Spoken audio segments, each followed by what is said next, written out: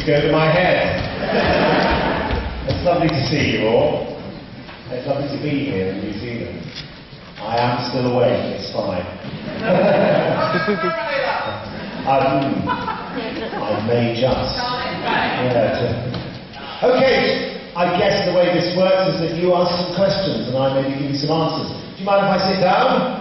Go. I'm quite old. So if you want to put your hands up, and then once you ask a question, pass it to the next person who asks a question. Yeah, the mic. Who has the microphone of doom? Okay. Hey there. Hi. My question really is with the Ice Warriors. Yes. Yes. In the Facebook series, they had that awful test that sort of just... Awful test? No, what I mean is it was scary. That sort of frightening test that they had. Is that Frightening, that's better, yeah. Is that something you've kept in the Ice Warriors that we'll be seeing on Sunday? I can't remember. I saw a bit of the trailer and it didn't sound the way I'd done it actually, so I'm very interested to see what they've done. The story of the Ice Warrior, me doing the voice of the Ice Warriors, is largely to do with Mark Gatiss. You heard of Mark Gatiss? And I'm lucky enough to be able to say that he's an old friend of mine. He's been very good to me over the years and managed to get me jobs here and there. And I became the voice of the Ice Warriors in the new TV series through sheer force of Mark Gatiss's celebrity status. He'd written a script. One day I just got a text from Mark, as I often do. He's quite a texter. You get lots of little texts from him, like something's been on the television and he liked it or hated it. He gets something saying, "Wasn't that awful?" or "Wasn't that brilliant?" And I got this text saying, "What do you think of the script?" To which I texted back, "What script?" And then he said, "The Ice Warriors." And I said, "Oh, you're doing an Ice Warriors story?" He said, "Yes, and you're the voice." I said, I don't know anything about this. This is the first I've heard. So then we resorted to telephone conversations. And he said, "No, but you're doing it." I told them. I said, "Well, I think you telling them and me actually getting the job are two slightly different things." And he said, "But the read-through is next Wednesday." And I said, "Well, next Monday I start rehearsal for a theatre play up in Nottingham." That's sort of in the middle of England, if you know. And a long way from Cardiff anyway, but they come to several hours. And so there was this whole thing where I got permission to have the Wednesday off, potentially, but I didn't find out that I was actually going to the read-through until the morning of the read-through. And I'd actually given up hope of going and was starting to rehearse the play that day. And then I got a phone call from Mark saying, "Just get on the train now!" So I had to rush to the train station. So I arrived there, I did the read-through, and I kind of did, because I've been doing, how many of you listen to Big Finish, by the way? That's pretty good. More you need to. There's a thing we say, subscribers get more at bigfinish.com. I've been doing the Ice Warriors in Big Finish for quite some time. So I've had a lot of practice, and I kind of did it like that at the read-through, but it sort of got no reaction. So at the time, I wasn't on set doing it, because they needed someone who was sort of, I'm quite tall, but they needed someone really huge to do the Ice Warrior, as you see. That doesn't look at all like me, does it? And so the idea was I was going to dub it in post-production. And when I went along there, the actual director of the episode wasn't available, so they had a director of another episode who came along and played with his iPhone most of the time. And it's set in a submarine. I don't know whether I'm giving too much away here.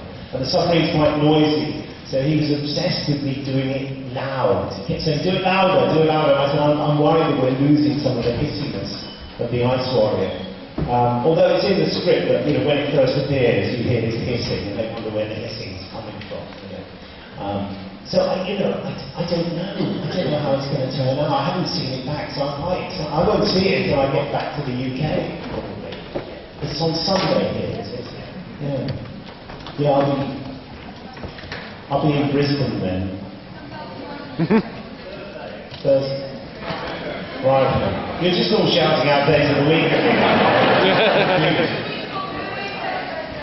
Right, I'll write that down. Okay. Anyway, that's my long-winded answer to that. Okay, I'll try for the next time. Hello. Hello. Yes, stand up. I'll stand up as well. Yeah, I've got one question. You know how they bring, cyber from the alternate universe? What about the original ones from that planet from Asia ever come back? The original ones from Yeah, from the original series, would they ever come back? These are the parallel universes, but I guess it was... Yeah, I know what you're saying, the parallel universe ones, and well, there is a Cyberman story in the upcoming, you can sit down now. There is a Cyberman story coming up in the new series. Well, I can't tell you. They're exciting. The new Cybermen are different. You've seen pictures of the new Cybermen, have you? They're sort of more streamlined design, and they are quite different. Oh, to hell with it. They're not from an alternative universe, all right?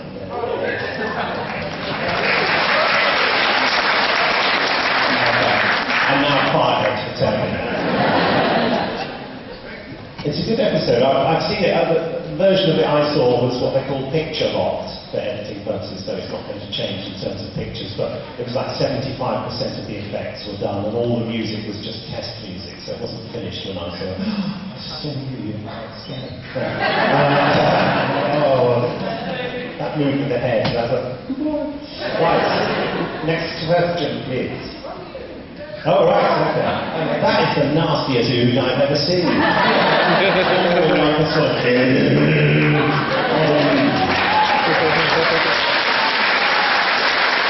You're in trouble when you're getting tangled up there a bit. He's like, oh, this is tangled. Okay. So, I'll just come and point and laugh at people. Yeah, I hope that's comfortable. Yeah, it's all right. Not sweating at all? Oh, really? Okay, I am. So, will you have a part to play in the 50th anniversary special? Oh, I don't know. But that's my answer to many questions about the new series, Dominic. You can sit down. This guy just go on and on. Yes, I honestly don't know. I mean, I don't get told about whether I'm going to be in something on television for Doctor Who until the very last moment. The last Dalek one, the Cyber Daleks. I went to the read-through and they said, well, see you next week for the shoot, and then nothing happened. And then I found out they were trying to shoot it without me being on the set, and they were just trying anything they could do, because I don't know whether they didn't understand or they'd forgotten or whatever. They were having third assistants read out the lines, and then they realised that the Daleks' lights didn't flash when they spoke, and they said, oh, how does that work then? And someone finally said, well, you need Nick Briggs to be speaking into a microphone and a ring modulator to make the Dalek lights flash. That's what, when I arrived on set, the director, Nick Curran, said to me, Nick, I didn't realise it's you who makes the lights flash. And I have said since that that'll be on my tombstone. Here he made the lights flash. So I don't know. I mean, I hope that the Daleks are in it, but they're filming it now. And I do have a voicemail on my phone, and unfortunately, when I'm out of the country, I can't access it. Because it asks for some code I don't have. So, I mean, I guess my agent could be saying, where are you? He knows I'm in this country. He knows. So, I don't know. Good though, isn't it? Yeah. Oh, it's 50th anniversary. Anyway. Yeah. Is that Peter Davison up there?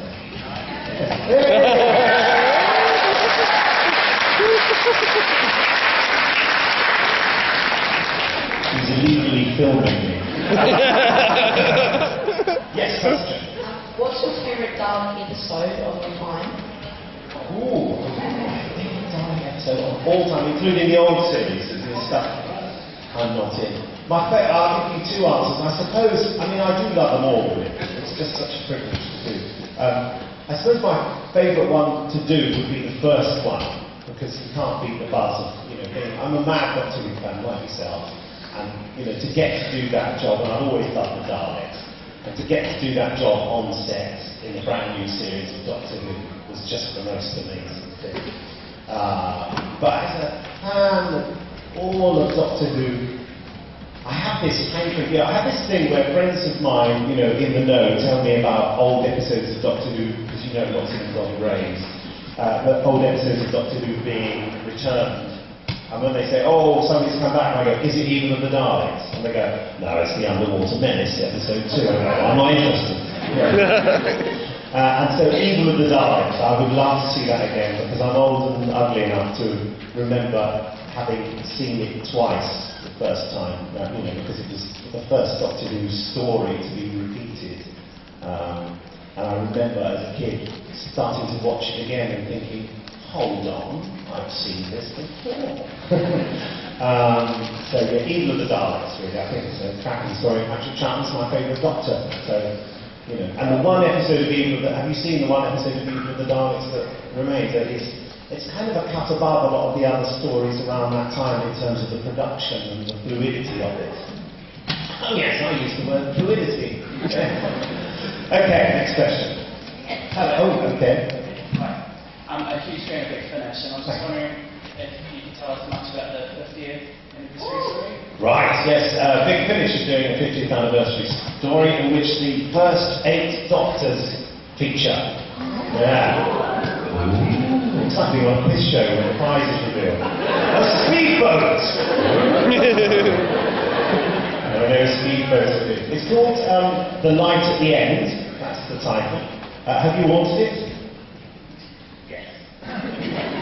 You're my favourite. And what can I tell you about it?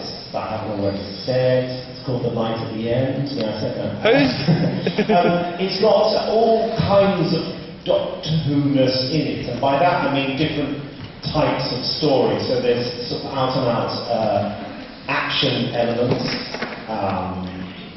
Hard sci-fi. There's also a lot of very mysterious, sinister stuff. I tried to put in it all the things that I felt made up the Doctor Who flavour for me. I put in all the ingredients and sort of mixed them up, and they're different sections of it, and it all comes together in the end. To the Doctor, there was some Doctor recording together action. And yes, Tom Baker did work with someone else, if that's what you're really Who played the voices for Patrick Troughton, John Pertwee and William Hartnell? Have you heard the trailer? No, I haven't yet. Go to bigfinish.com. Have a listen and see what you think. We're not saying yet. Maybe you know how transmissions from Earth just go out into space. Well, we've got some serious technology at Big Finish. And we were able to intercept Now that's just my dream. Wouldn't it be fantastic? You wouldn't have to worry about finding the old episodes of Doctor Who. You just need that the spaceship goes fast enough, that goes out into space. And you could sit at a certain point, maybe just past Jupiter or something, and wow! Evil of the Daleks. Fantastic. So yeah, have a listen to the trailer and see what you think. Okay. You just have to go, type in Light at the End and the search engine comes up, just press. You can stream the trailer or download it. I'm just here to advertise. And you will hear some interesting voices. Yes, who's next? Hello. With the new Cybermen episode that's coming out, are the voices for the Cybermen more like the originals, or are they carrying on from what they've previously been in the new seasons? Yes, I'm going to have to say I don't know again. For ages I didn't know, because when it was announced the Cybermen were coming back and people asked me that question, no one had approached me to do the voices. And then just before I set off for Australia, and that was a couple of weeks ago, I got a call to go in and do the voices in post-production for the new Cybermen. I had a conversation with Stephen Moffat last year at a big BBC Doctor Who event in Cardiff, where he sidled up to me in the bar and he said, Nick, I'm thinking of bringing the Cybermen back, I was thinking about the voices, and I said, yeah, I'd like to change the voices actually. I said, yeah, and I said, and I might be doing myself out of a job, but I kind of think they shouldn't speak so much, or even at all, because it's interesting, isn't it, when a lot of people talk about the Cybermen, when you talk about the Daleks, you do the voice, don't you? But you don't do that with the Cybermen. You think about them being creepy and sneaking up on people and being this imposing presence. And and that was really knocked on the head ever since the Cybermen started walking around like this all the time. Oh, it's the Cybermen, let's run.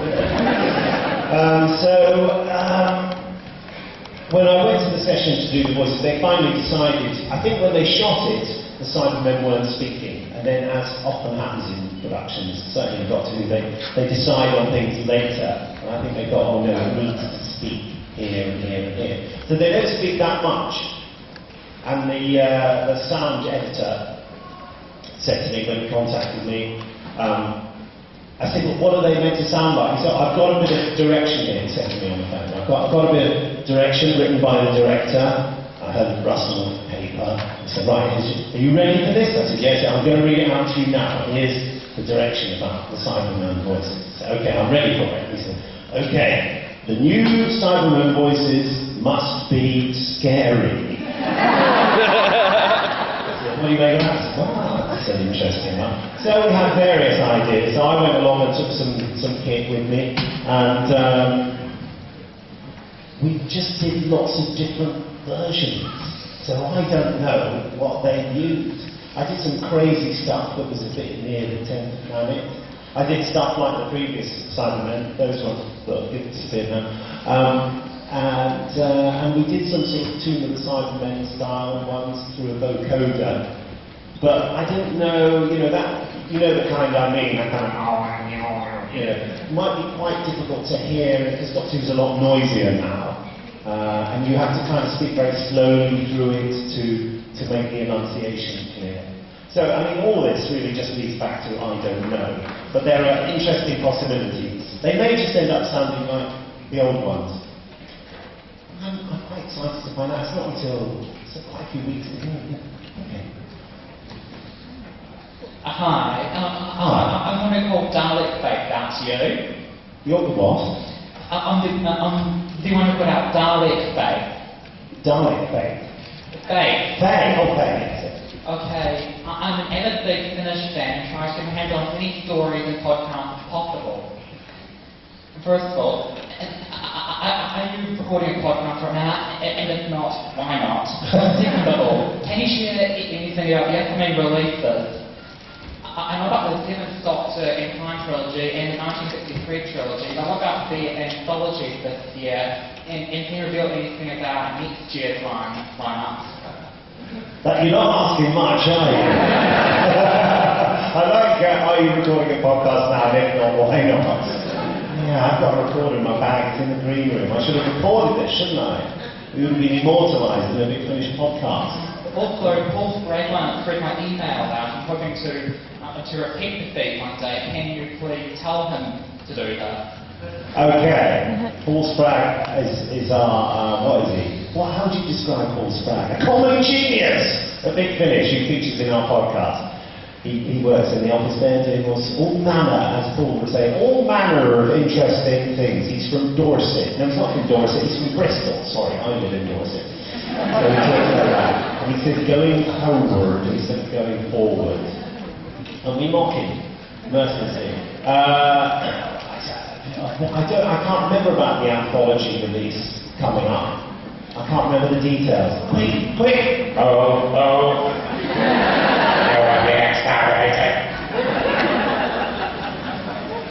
Yes, I'm talking to you. Welcome. Yes, I haven't got answers to all those questions. Sorry. Okay. But I'm glad you like the podcast. We'll read another one of your emails out. Make it witty and snappy. Yeah. Okay. Are you aware that your voice causes a lot of children's nightmares?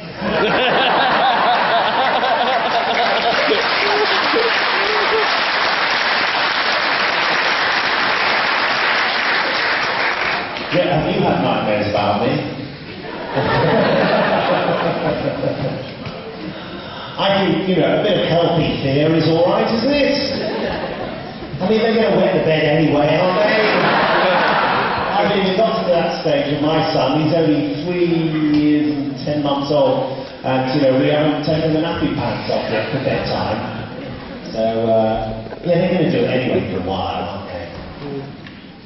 It is quite traumatic wetting the bed. I don't know, you can mention wetting the bed. I've suddenly gone that way. Yeah. It's quite exciting to get that kind of reaction from kids. I think that children's fear of the Daleks, for example, it's like a little clever contract. It's like that sort of thing of putting a sheet over your head and saying, I'm a spooky ghost. And the kid doesn't really believe that you're a spooky ghost, but they're still going to scream and run for their lives. I remember a few years ago when I was rehearsing a play in England, and as part of the publicity for it, they wanted me to be interviewed on local radio, and of course they wanted to capitalise on me being the voice of the Daleks. So I took my ring modulator and all that stuff, microphone and speaker, along, so that when I did the radio interview I could do a bit of Dalek voice. And I set it up in the rehearsals. I was directing the play, and so in the morning before the interview, which was at lunchtime, I did some of the directing in the Dalek voice, much to the consternation of the cast. You know. And one of the actresses said, "Oh, we're having a barbecue this weekend.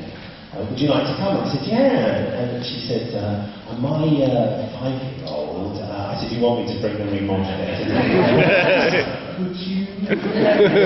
So I arrived there. I met this nice. He's about 15 now, but anyway.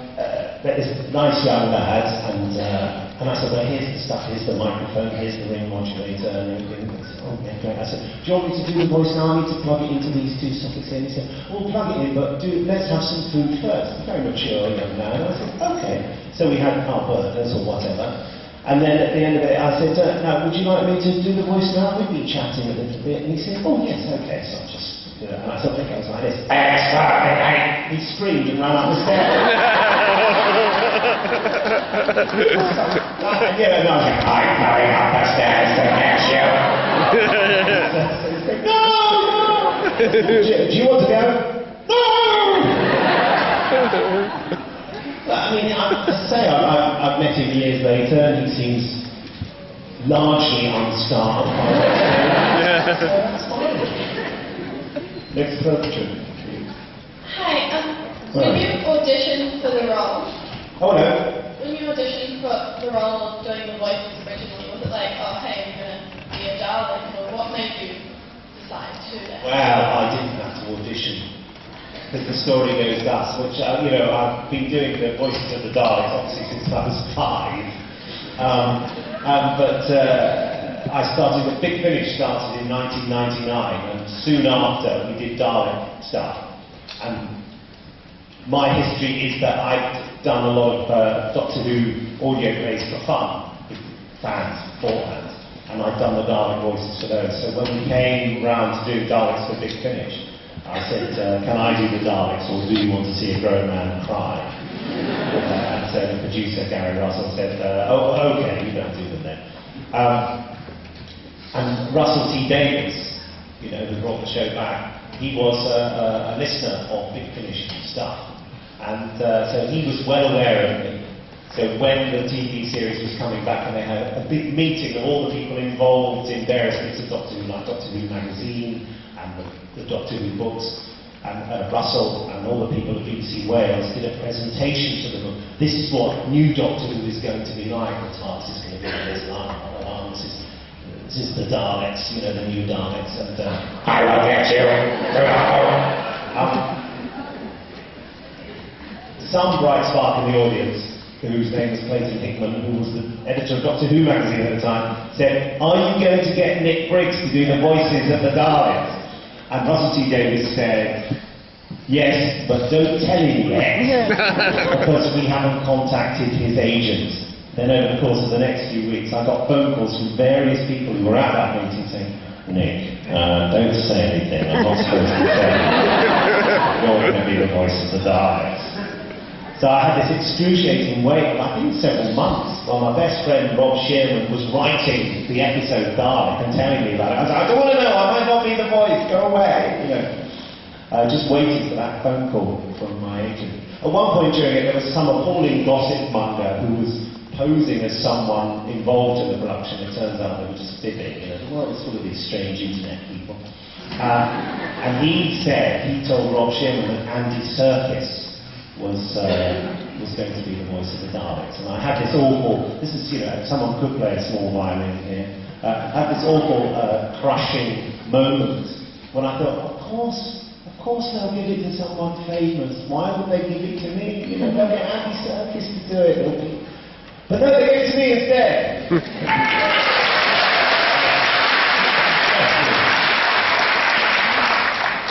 Okay, who's next? Okay, hello.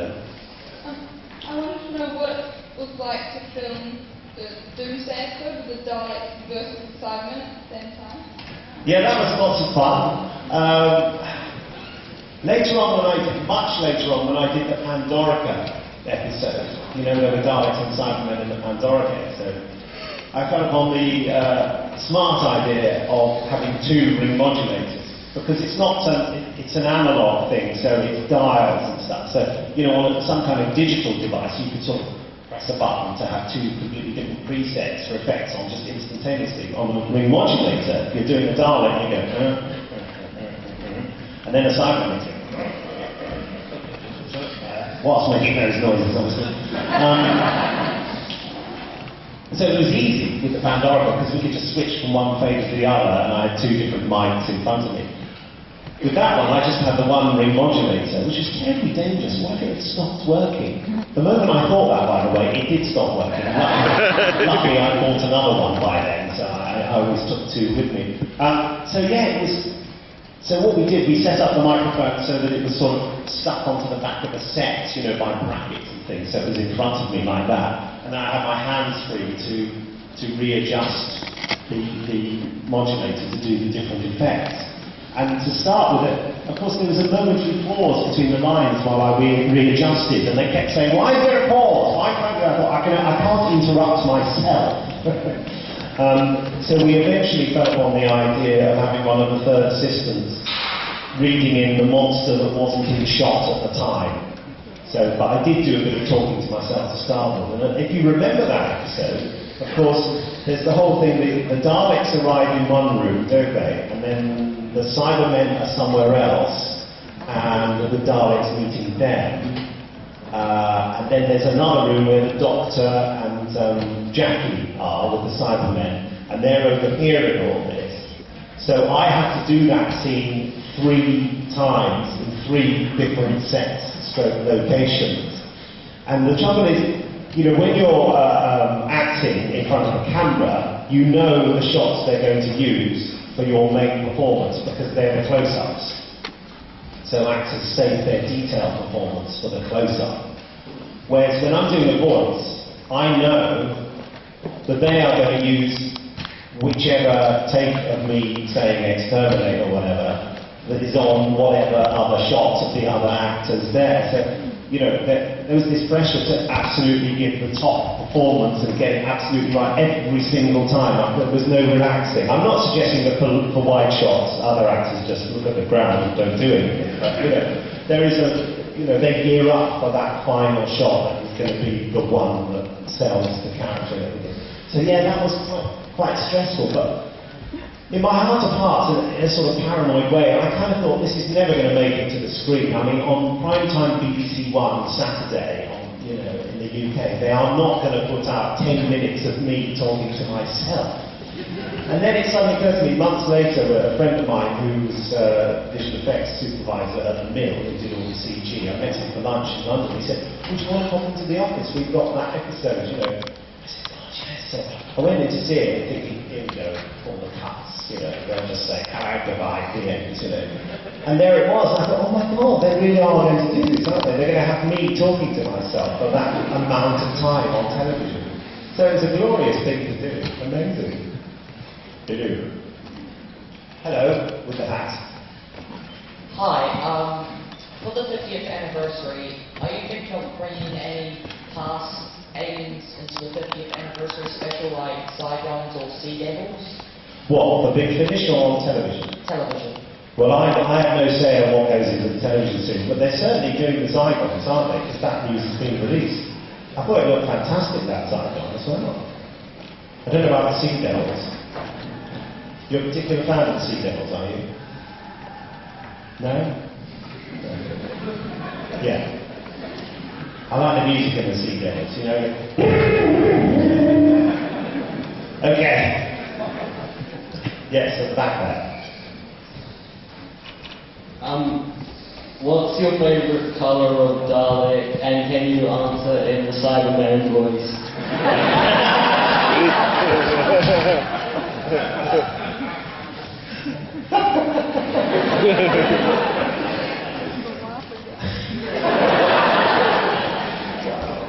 Why would a Cyberman express a preference? 9 out of 10 Cybermen who express a preference.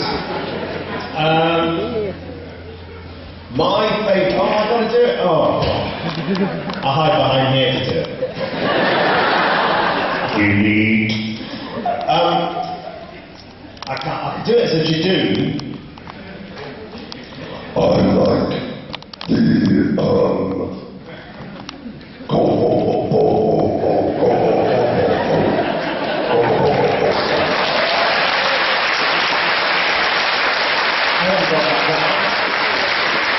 like I'm quite a traditionalist. I like those old silver and blue ones from the Patrick Chapman and William Hartnell era. You know, the ones with the blue spheres and silver.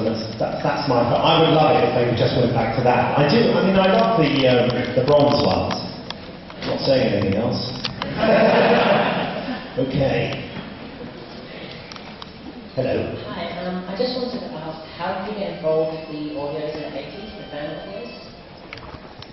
The fan audiences. We called ourselves audio visuals. I don't know why, we just did. I got involved with them because I just came out of drama school and didn't get a lucky break. And I was looking, you know, you want to do more acting. You've spent 3 years studying and acting every day, doing great stuff, and suddenly, you just, you know, drawing unemployment benefit from the government. Some friends of mine were, an old school friend of mine had got involved back in my hometown with some other Doctor Who fans. I didn't really know that other Doctor Who fans existed, you know. They said, but here you all are! Wonderful. And so they said, oh, we're doing these audio things, and I heard one of the ones they'd done, and the guy playing the Doctor wasn't only not very good, he could barely speak. It was a chap called Stephen Payne, who was in fact a publisher, not an actor, but he was a Doctor Who fan, so he put me on. And so I sort of suggested myself, and my friend suggested me to, you know, and so I became the Doctor, and then I said, I want to write some as well. And I've been, you know, writing since I was tiny. You know, I used to come home from school and say, I'm writing a book today, you know, and getting the right number of pages, and the story had to fit exactly. So it was either very rushed at the end or a bit sort of stretched out. It'd be a brilliant way to write a book and say, you've got 100 pages and it must fit in there. And then they all blow up! So yeah, that's how I got involved, and I learned so much stuff doing it actually. It kind of took my life over for a couple of years. And, you know, I learned about sound design and music. You know, I'm not musically trained, but I do music, you know, through the wonders of technology that allow talentless people to be able to express themselves musically. You can't actually sit down and play a complex tune very quickly. So yeah, I learned loads of brilliant things. I mean, if any one of you here want to be writers, you know, the key is to write. And the most difficult thing about writing is actually, there are two difficult things. One, feeling that you have the right to express yourself, and two, actually finishing whatever it is you're writing. Yeah, that's the difficult thing. I bet you know what I mean. You've got chapter 1 of everything, haven't you? Yeah. I have so many first chapters of novels that have never been finished. But then doing this stuff, you know, there was a schedule, and I had to get it done. And the experience of finishing scripts was amazing, actually. So it's all very important to me. Yes. Hello. Oh no, you haven't forgotten. Oh, what's your name? Oh, okay. In the 50th anniversary of the Is it going to be based on the book The Eight Doctors? No.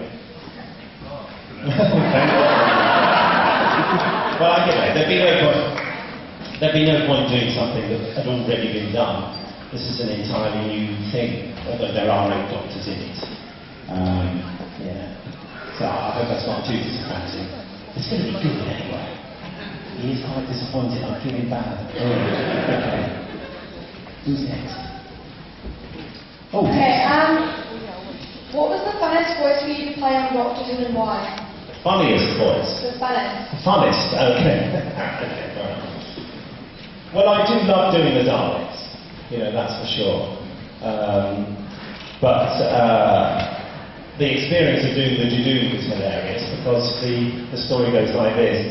I was phoned on a Friday evening by my then agent who said, right Nick, they want you to be a Jadoo captain. And I said, I don't know what that is. And he said, well, you're the Doctor Who fan, you should know. So I thought, well, I'll ask someone who's bound to know. And I phoned David Tennant and said, what's a Jadoo captain? And he explained to me what a Jadoo captain was. And then he said, why do you want to know? And I said, I'm coming in to do the voice on Monday. He went, oh, thank God for that. He said, in the read-through, it all died every time the Jadoo spoke, and someone was just reading,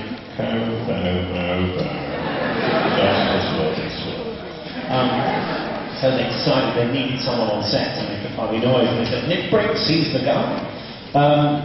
And then when I went to the set, I didn't know what voice I was going to do, so I went along to see the Jadoo have his mask put on and just make funny noises while the mask was being put on. I looked at it and I thought, he speaks like that, yeah. So I went to the director and he said, have you got a voice? I said, yes, I think he would speak like this. And he said, that's hilarious, yeah, do that. One that really made me laugh is when we were doing the audio plays, and there's a character from the Curse of Peladon called Arcturus. Do you know the one? And he has it was a really funny wobbly effect. It was doing this funny noise. I just thought I'd share that with you. Okay, next question. When were you approached about doing the Cybermen? That was a funny one as well. It was quite useful because I knew David Tennant before he was Doctor Who. I'd worked with him several times and we were, chums.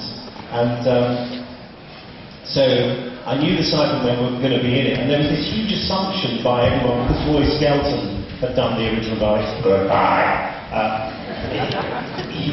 And then he later did the Cybermen. I think they thought whoever does the voice of the Daleks is probably going to do the voice of the Cybermen, which isn't necessarily logical. And David Tennant assumed that as well. And I heard that they were going into production, they were about to film, and then eventually I got a phone call from Graham Harper, the director, and he said, I hear that you're the man to go to for funny voices, so come and do the Cybermen. And then it got to the point where they were starting filming, and there must be something else going on, what's going on? Photos. Is it Peter Davison? It's all four of them. Why are any of you here? I'm going okay. Goodbye, it was lovely seeing you. It's nearly all I want to get all five. Is there anything over the seats Yeah, now? 7:30. That's what I want. The ship's sinking, for God's sake! Huh? Let me use my credit card. It's women and children first! That is a lovely piece of work, that Dalek. Yes, so I didn't, eventually Russell T Davies phoned me up and said, well, I'll see you on set. And I said, well, no one's booked me yet. And he said, right, I'm going to kick some arse. Put the phone down, and the next phone, a huge booking came through for loads of days. And then they phoned a bit later and said, oh, not all those days, because they realised that not all those scenes had talking Cybermen in. So, they just booked me for scenes where the Cybermen stood there and said nothing. I go there, and cue Nick. Is that good? I'm very good at silence. Yes. Quick. Excuse me. I can't believe you travelled all this way, and have you bought the modulator? No. Oh, you're killing us. All the way from England, come on. They didn't ask me to. And it's not attached to me. The other thing is, I think there might be a customs issue with it, you know? It's just weird. I mean, I have an item that I picked up in Wellington. I can't really tell you because it's to do with Paul McGann. It's a secret. It would be a secret between you and me. I've got something to give Paul McGann later. And I was stopped at customs. It's a Doctor Who related item. And it went through the scanner and the guy said, you have an item here. I can't quite tell what it is. I'm going to have to ask you to get it out and show me. And me trying to explain what it was just the weirdest thing. And he's just looking at me, and I over-explained. You know when someone important and official is just looking at you, you go, and I was born in 1961, and my mother's name was Pam, and just everything came out. But it was like, please don't arrest or shoot me. So yeah, I did. Maybe if I come again, which I hope to, because I'm really on the here.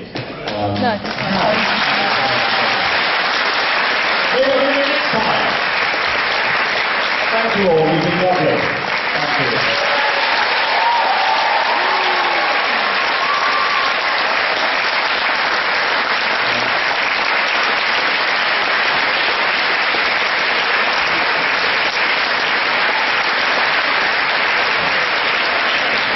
I'll get Nicholas to introduce the Power of the Galaxy in a quick sec.